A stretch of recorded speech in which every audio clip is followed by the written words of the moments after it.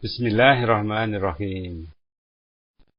Terjemahan buku Ihya Ulumuddin karya Imam Al-Ghazali. Cetakan tahun 1998. Buku jilid ke-1 mulai halaman 184. Kitab Ilmu. Lanjutan dari sebelumnya. Sesungguhnya orang-orang yang terkemuka dan yang terkenal pintar dari mereka tidaklah terlepas dari perkara yang 10 itu. Benar, sebagian dari mereka terpelihara dari beberapa sifat tadi, di samping ada pula yang tidak begitu jelas atau sangat jelas dengan sifat-sifat itu. Atau karena jauh dari kampungnya dan unsur-unsur kehidupannya, maka sifat-sifat itu berbeda antara satu sama lainnya. Pendek kata, payahlah terlepas dari sifat-sifat tersebut bagi siapa jua pun dalam bentuknya yang bermacam-macam, melihat kepada tingkat orang itu sendiri. Kemudian dari sifat yang 10 tadi, masing-masing daripadanya bercabang pula kepada 10 yang lain yang tidak kurang kejinya. Kami tidak berpanjang kalam menyebutkan dan menguraikan satu persatu. Seumpama keras hidung, marah, dendam, loba, ingin memperoleh harta dan kemegahan untuk tetap dalam kemenangan, bangga, keras kepala, suka membesarkan orang kaya dan pengusaha, serta pulang pergi menghadap dan mengambil hati mereka. Berlomba-lomba dengan kecantikan kuda dan lain kendaraan, serta pakaian yang terlarang. Suka menghina orang lain dengan keangkuhan dan kesombongan. Turut campur barang yang tidak perlu. Banyak bicara. Hilang rasa takut. Hilang gemetar dan belas kasihan di dalam hati. Dikuasai sifat lalai daripadanya. Sehingga di antara mereka yang mengerjakan sholat, tidak tahu lagi tentang sholatnya, bacaannya, dan dengan siapa ia sedang bermunajat. Dia tidak merasa khusyuk dalam hatinya. Padahal umurnya telah dihabiskan mempelajari ilmu pengetahuan yang dapat menolongkannya dalam perdebatan. Ilmu mana tidak ada gunanya di akhirat. Seumpama pengetahuan membaguskan susunan kata, dengan sajak, dengan menghafal kata-kata yang ganjil dan lain-lain sebagainya, yang tidak terhitung banyaknya. Orang-orang yang suka berdebat itu berlebih kurang tingkat dari sifat-sifat tersebut, bermacam-macam tingkat dan derajatnya. Meskipun yang terkuat, beragama, dan terpintar di antara mereka tidak juga terlepas dari keseluruhan unsur-unsur budi pekerti. Hanya usahanya ada untuk menyembunyikan atau berjuang menjauhkan diri daripadanya. Dan ketahuilah bahwa budi pekerti yang rendah tadi melekat kepada orang yang bekerja dalam lapangan memberi nasihat dan pelajaran apabila tujuannya mencari keridhaan orang, menegakkan kemegahan, memperoleh kekayaan dan kemuliaan. Melekat juga pada orang yang bekerja dalam lapangan pengetahuan, mazhab dan fatwa-fatwa, apabila tujuannya ingin menjadi qadhi, menjadi penguasa harta wakaf dan terkemuka dari teman. Pendek kata, kerendahan budi itu menimpa kepada tiap-tiap orang yang menuntut ilmu, bukan karena mengharapkan pahala daripada Allah Ta'ala di akhirat.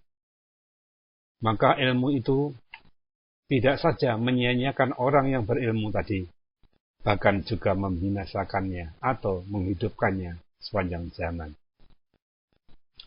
Karena itulah bersabda Nabi Shallallahu Alaihi Wasallam, manusia yang sangat menderita azab pada hari kiamat ialah orang yang berilmu yang tiada bermanfaat dengan ilmunya. Dirawikan At-Tabarani dan Al-Baihaqi dari Abi Hurairah. maka ilmu itu telah memberi madorot kepada yang berilmu itu sendiri, di samping tidak ada gunanya. Mudah-mudahan kiranya terlepaslah dari keadaan yang tersebut, dan dapatlah orang-orang yang berilmu itu memperoleh manfaat dengan ilmu pengetahuannya. Sesungguhnya, bahaya ilmu itu besar. Orang yang mencari ilmu itu ibarat orang yang mencari kekayaan yang abadi dan kesenangan yang tidak ada ujung, yang tidak akan kunjung hilang. Maka tidak terlepaslah ia dari kekayaan atau kebinasaan, seperti orang yang mencari kekayaan duniawi. Kalau kebetulan tidak diperolehnya harta, jangan diharap dia terpelihara dari kehinaan. Bahkan tidak mustahil lebih buruk dari itu lagi.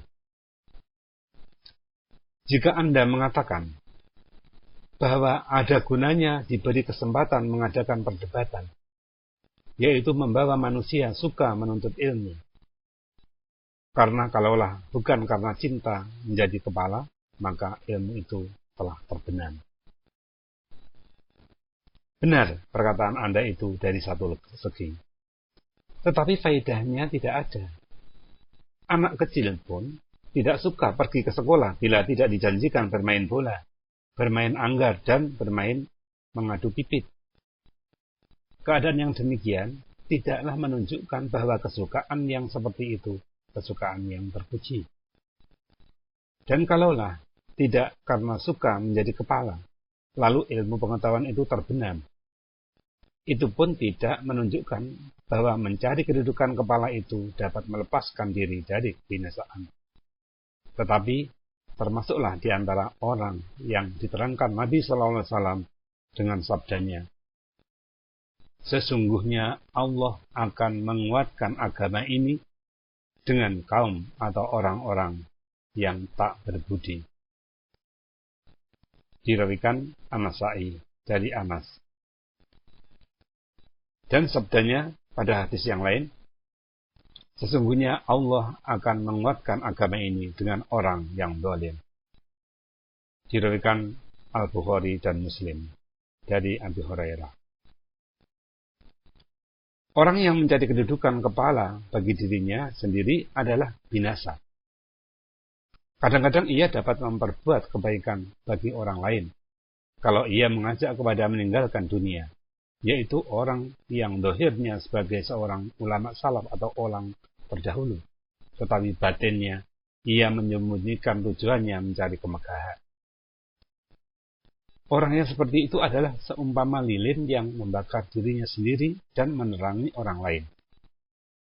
Kebaikan yang diperoleh orang lain adalah terletak dalam kebinasaannya. Maka apabila orang yang berilmu itu memanggil manusia untuk mencari dunia, adalah seumpama api pembakar yang membakar dirinya sendiri dan lainnya. Dari itu, maka ulama ada tiga. Ada kalanya yang membinasakan diri sendiri dan orang lain, yaitu mereka yang berterus terang mencari dunia dan memusatkan seluruh perhatiannya kepada dunia. Ada kalanya membahagiakan diri sendiri dan orang lain, yaitu mereka yang memanggil manusia ke jalan Allah, lahir dan batin. Dan ada kalanya membinasakan dirinya dan membahagiakan orang lain, yaitu orang yang memanggil manusia ke jalan akhirat, tetapi dia sendiri menolak dunia pada zahirnya, sedang pada batinnya bertujuan mempengaruhi orang banyak dan menegakkan kemegahan diri. Maka lihatlah, dalam bagian manakah Anda berada dan orang yang menjadi tanggunganmu. Janganlah Anda menyangka bahwa Allah Ta'ala menerima ilmu dan amal dari orang yang tidak ikhlas kepadanya. Akan diterangkan kepadamu nanti dalam kitab Riya dan dalam seluruh bagian yang membinasakan, sehingga segala keraguan hilang dari hati nurani. Insya Allah.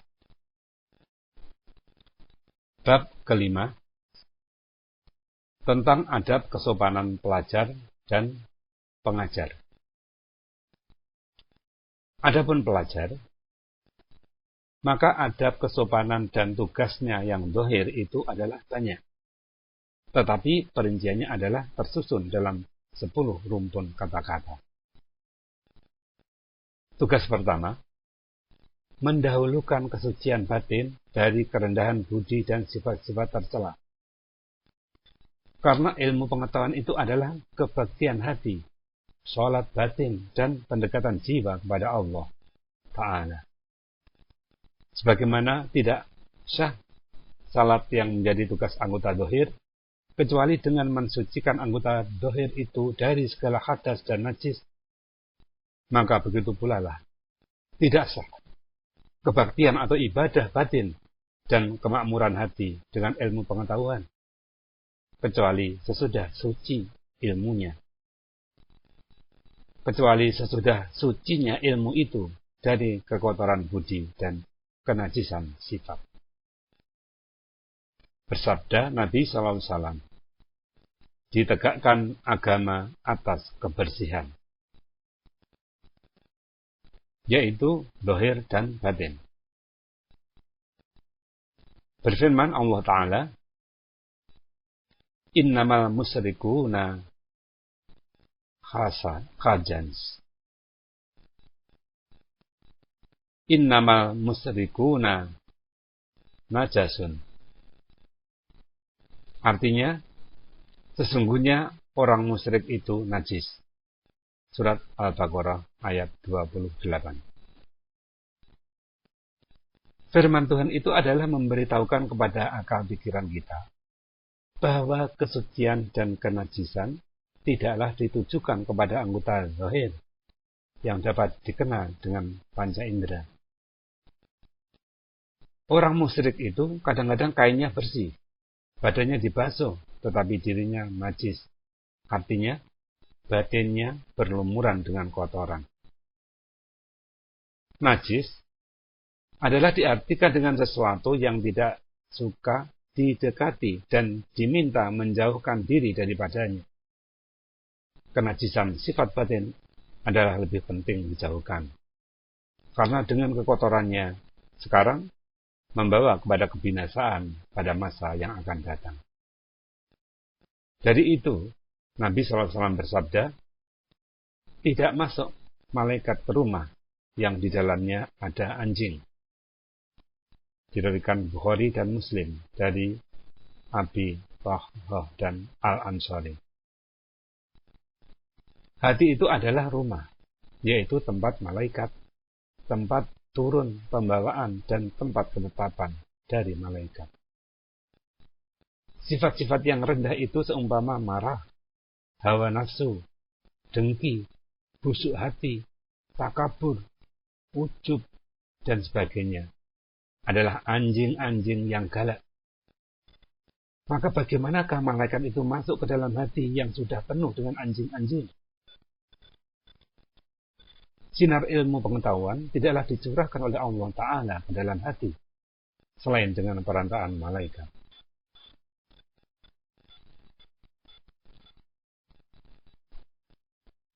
Wa makana libasarin ayukallimahullahu illa wahyan awmimu harai hijabin ayursila rasulan fayujia bi'idnihi ma yasha.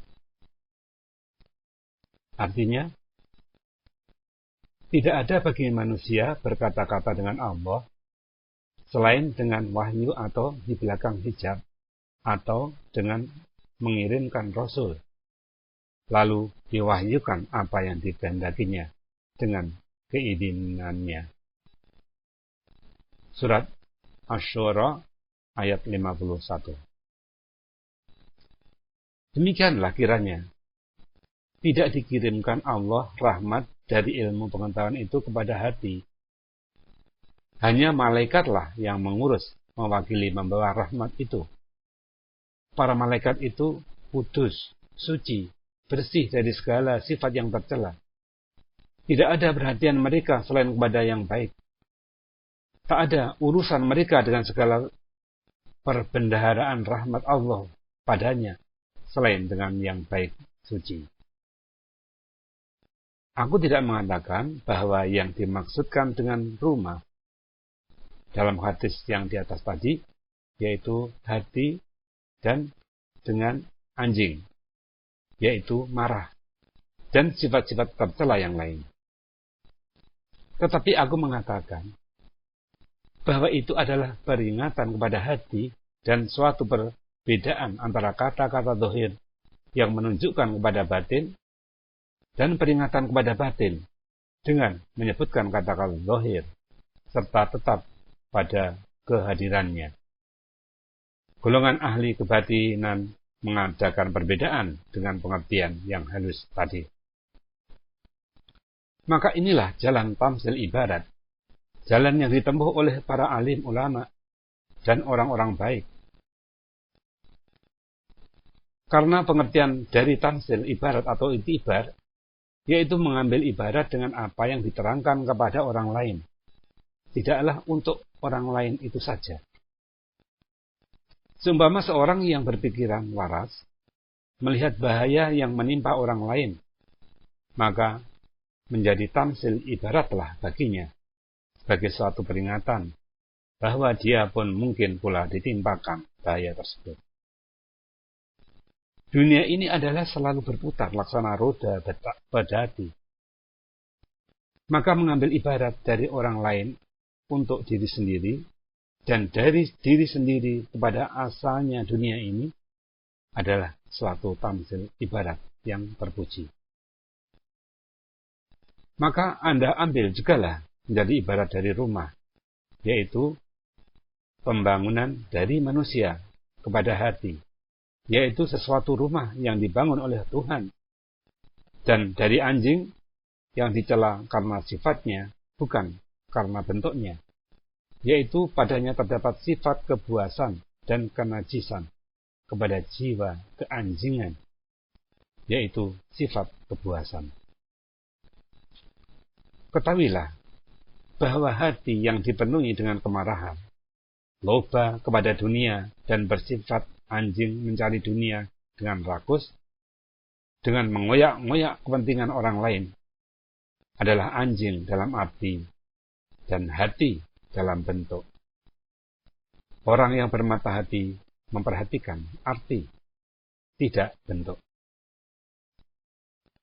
Bentuk dalam dunia ini mengalahkan arti, dan arti tersembunyi dalam bentuk. Di akhirat bentuk itu mengikuti arti, dan artilah yang menang. Dari itu, masing-masing orang dibangkitkan dalam bentuk yang maknawi, atau menurut pengertian dari bentuk itu. Menurut hadis, orang yang mengoyak-oyakkan kehormatan orang lain dibangkitkan sebagai anjing yang galak. Orang yang lupa kepada harta benda orang lain dibangkitkan sebagai serigala yang ganas. Orang yang menyombong terhadap orang lain dibangkitkan dalam bentuk harimau. Dan orang yang mencari jadi kepala dibangkitkan dalam bentuk singa. Diriwayatkan At-Ta'labi dari Al-Bara.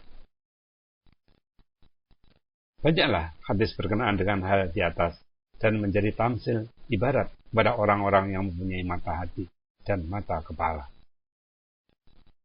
Jikalau Anda mengatakan bahwa banyaklah pelajar yang rendah budi memperoleh ilmu pengetahuan, maka tahulah Anda kiranya bahwa alangkah jauhnya ilmu itu dari ilmu yang sebenarnya, yang berguna di akhirat, yang membawa kebahagiaan. Yang pertama sekali dari ilmu itu nyata kepadanya bahwa maksiat adalah racun yang membunuh, yang membinasakan. Adakah Anda melihat orang yang mengambil racun dengan mengetahui bahwa itu racun yang membunuhkan? Yang Anda dengar dari orang itu ialah perkataan yang diucapkannya dengan lidahnya dalam satu bentuk dan diulang-ulangi dengan hatinya dalam bentuk yang lain. Yang demikian bukanlah ilmu namanya. Berkata Ibnu Mas'ud radhiyallahu anhu, tidaklah ilmu dengan banyak bercerita tetapi ilmu adalah nur Tuhan yang ditempatkan di dalam dada. Berkata setengah mereka, sesungguhnya ilmu itu takut atau khasyah kepada Allah. Karena firman-Nya, innama yakhshallahu min ibadihi ulama. Artinya, sesungguhnya orang yang takut kepada Allah dari para hambanya ialah alim ulama atau orang yang berilmu. Surat Fatir ayat 28. Dengan firman itu seakan-akan Allah menunjukkan kepada faedah ilmu yang lebih khas. Dari itu berkata sebagian ulama muhaqqiqin bahwa arti perkataan mereka, kami pelajari ilmu bukan karena Allah, maka seganlah ilmu itu selain karena Allah. Bahwa ilmu itu segan dan tidak mau kepada kami, maka tidak terbukalah hakikatnya kepada kami. Hanya yang ada bagi kami ialah ceriteranya dan kata-katanya saja. Kalau Anda mengatakan bahwa saya melihat kebanyakan ulama fuqaha, muhaqqiqin, dan yang terkemuka dalam ilmu furu' dan usul, terhitung dari golongan tokoh-tokoh besar, adalah budi pekertinya tercela dan tidak berusaha membersihkan diri daripadanya. Maka jawabnya, bila Anda mengetahui tingkat-tingkat ilmu pengetahuan dan mengetahui pula ilmu akhirat, niscaya jelaslah bagi Anda bahwa apa yang dikerjakan mereka itu sedikitlah gunanya dari segi ilmu pengetahuan. Kegunaannya baru ada dari segi amalan karena Allah Ta'ala. Apabila tujuannya mendekatkan diri kepadanya, untuk itu sudah disinggung dahulu dan nanti akan dijelaskan lagi dengan lebih tegas dan terang. Insya Allah. Tugas kedua, seorang pelajar itu hendaknya mengurangkan hubungan dengan urusan duniawi, menjauhkan diri dari kaum keluarga dan kampung halaman. Sebab segala hubungan itu mempengaruhi dan memalingkan hati kepada yang lain. Ma ja'alallahu li rajulin min qalbayni fi jawfi. Artinya, Allah tidak menjadikan bagi seorang manusia dua hati dalam rongga tubuhnya. Surat Al-Ahzab ayat 4. Apabila pikiran itu telah terbagi, maka kuranglah kesanggupannya mengetahui hakikat-hakikat yang mendalam dari ilmu pengetahuan. Dari itu dikatakan, ilmu itu tidak menyerahkan kepadamu sebagian daripadanya sebelum kamu menyerahkan kepadanya seluruh jiwa ragamu. Apabila engkau sudah menyerahkan seluruh jiwa raga engkau, maka penyerahan ilmu yang sebagian itu masih juga dalam bahaya. Pikiran yang terbagi-bagi kepada hal ihwal yang bermacam-macam itu adalah seumpama sebuah selokan yang mengalir airnya ke beberapa jurusan. Maka sebagian air ditelan bumi dan sebagian lagi diisap udara, sehingga tinggal tidak terkumpul lagi dan tidak mencukupi untuk tanam-tanaman. Tugas ketiga, seorang pelajar itu jangan menyombong dengan ilmunya dan jangan menentang gurunya, tetapi menyerah seluruhnya kepada guru dengan keyakinan kepada segala nasihatnya, sebagaimana seorang sakit yang bodoh yakin kepada dokter yang ahli berpengalaman. Seharusnya lah seorang pelajar itu tunduk kepada gurunya, mengharap pahala dan kemuliaan dengan berkhidmat kepadanya. Berkata As-Sa'di, pada suatu hari Zaid bin Thabit bersolat jenazah. Sesudah solat itu selesai, lalu aku dekatkan bagalnya atau nama hewan yang lebih kecil dari kuda untuk dikendarainya. Maka datang Ibnu Abbas membawa kendaraannya kepada Zaid untuk dikendarainya. Maka berkata Zaid, "Tidak usah, wahai anak paman Rasulullah Sallallahu Alaihi Wasallam." Berkata Ibnu Abbas, "Beginilah kami disuruh berbuat terhadap para alim ulama dan orang-orang besar." Lalu Zaid bin Thabit mencium tangan Ibnu Abbas seraya berkata, "Beginilah kami disuruh berbuat terhadap keluarga Nabi kami Muhammad Sallallahu Alaihi Wasallam." Bersabda Nabi Sallallahu Alaihi Wasallam, "Tidaklah sebagian dari budi pekerti seorang mukmin merendahkan diri selain pada menuntut ilmu." Dirawikan Ibnu Uda dari Ma'ad dan Abi Amamah. Dari itu tidaklah layak bagi seorang pelajar menyombong terhadap gurunya. Termasuk sebagian daripada menyombong terhadap guru itu ialah tidak mau belajar, kecuali pada guru yang terkenal benar keahliannya. Ini adalah tanda kebodohan. Sebab ilmu itu jalan kelepasan dan kebahagiaan. Orang yang mencari jalan untuk melepaskan diri dari terkaman binatang buas, tentu tidak akan membeda-bedakan apakah jalan itu ditunjuki oleh seorang yang termasyhur atau oleh seorang yang dungu.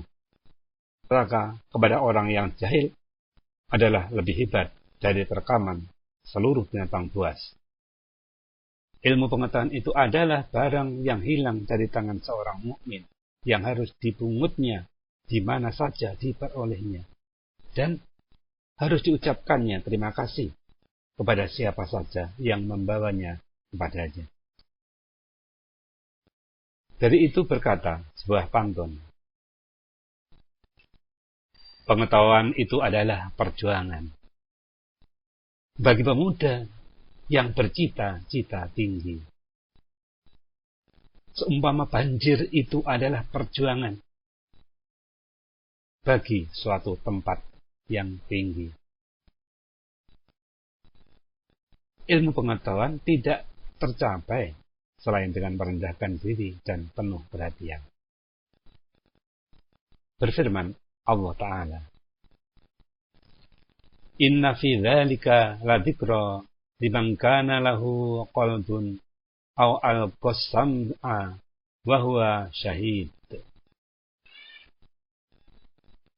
Artinya, sesungguhnya hal yang demikian itu menjadi pengajaran bagi siapa yang mempunyai hati atau pengertian, atau mempergunakan pendengarannya dengan berhati-hati. Surat Qaf ayat 37. Pengertian mempunyai hati, yaitu hati itu dapat menerima pemahaman bagi ilmu pengetahuan. Tidak ada tenaga yang menolong kepada pemahaman selain dengan mempergunakan pendengaran dengan berhati-hati dan sepenuh jiwa, supaya dapat menangkap seluruh yang diberikan guru dengan penuh perhatian, merendahkan diri, syukur, gembira, dan menerima nikmat. Hendaklah pelajar itu bersikap kepada gurunya seumpama tanah kering yang disirami hujan lebat. Maka meresaplah ke seluruh bagiannya, dan meratalah keseluruhannya air hujan itu. Manakala guru itu menunjukkan jalan belajar kepadanya, hendaklah ditaati dan ditinggalkan pendapat sendiri. Karena meskipun guru itu bersalah, tetapi lebih berguna baginya dari kebenarannya sendiri. Sebab pengalaman mengajari yang halus-halus, yang ganjil didengar, tetapi besar faedahnya. Beberapa banyak orang sakit yang dipanasi, diobati dokter dengan menambah panas pada waktu-waktu, supaya kekuatannya bertambah sampai batas yang sanggup menahan pukulan obat. Maka heranlah orang yang tidak berpengalaman tentang itu.